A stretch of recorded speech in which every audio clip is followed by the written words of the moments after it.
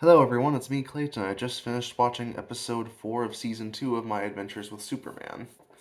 So, in this episode, we see that Jimmy Olsen is hired to speak at a keynote presentation at Star Labs, which ends up becoming a big debate over whether Superman is an actual threat to humanity.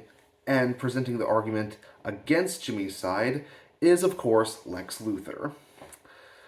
That's all while Lois has to find out what her dad Sam's been doing, as he's been trying to leave the country after Amanda Waller has sent her goon squad after him.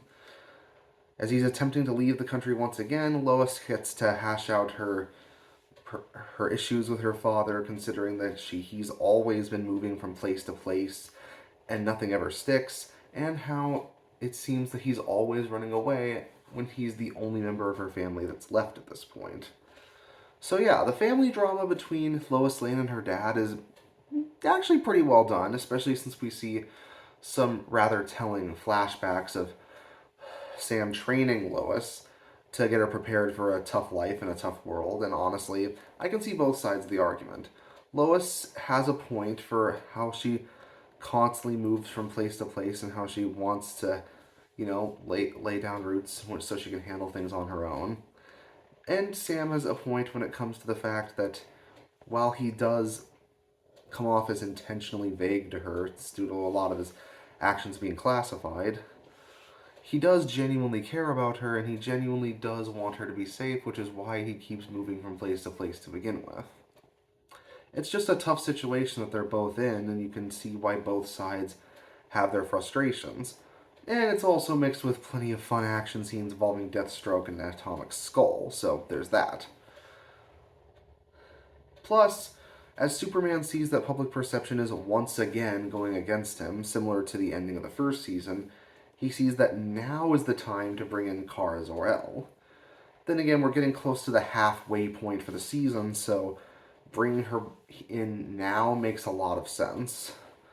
Especially considering that, based on the preview, Supergirl here does look a bit like Android 18 from Dragon Ball. Though given the myriad of other references that the show has made, having her as an Android 18 look-alike makes a lot of sense. Hopefully her personality matches more with Supergirl rather than Android 18, though. On top of that, it really seems like Lex Luthor is getting more influence and more screen time than ever in a lot of these episodes. And it makes a lot of sense since they're trying to build him up as the Lex Luthor that we're more familiar with. Less Jesse Eisenberg and more Clancy Brown, so to speak, despite the fact that it's Max Middleton playing him. And yeah, having Saitama voice Lex Luthor before he goes bald is a sort of irony that isn't lost on me. I did notice a few iffy bits of animation and even a few animation errors here and there, but the story is often so fast paced and the animation's often so good in the scenes where it needs to look good to the point where it doesn't really bother me that much. But it does show that even great shows like this aren't infallible to issues with modern animation production. Hopefully the animation looks pretty good for the rest of the season, though, and particularly for the season 2 finale, because something tells me that this show is going to continue setting itself apart throughout the second season.